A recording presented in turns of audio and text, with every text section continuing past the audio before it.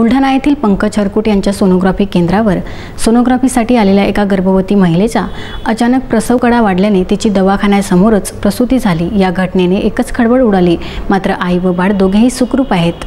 बुलढाणा तालुक्यातील देऊळघाट येथील 22 वर्षीय गर्भवती महिला 9वा महिना असल्याने सोनोग्राफी करण्यासाठी आपल्या आईसोबत दिनांक 6 ऑगस्ट रोजी दुपारी 12 वाजताच्या सुमारास बुलढाणा येथील डॉक्टर पंकज हरकुट यांच्या सोनोग्राफी केंद्रावर गेली होती।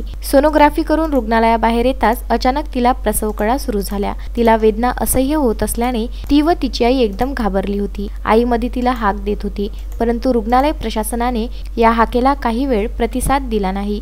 इतर काही महिला यावेळी धावून आल्या व त्यांनी आडोसा केला असता नैसर्गिकरित्या प्रसूती होऊन मुलगी झाली। याची माहिती मिळताच समाजसेवक शाकीर हुसेन त्या ठिकाणी पोहोचले व त्यांनी सर्व परिस्थिती पाहिली असता रुग्णालय प्रशासनाचा हलगर्जीपणा त्यांच्या लक्षात आल्यानंतर त्यांनी या घटनेची व्हिडिओ शूटिंग करण्यास सुरुवात केली। याची भनक लागताच डॉक्टर पंकज हरकुट व त्यांचा स्टाफ बाळंतीण जवळ आला व त्यांना नाईलाजास्तव बाळाची नाळ कापावी लागली।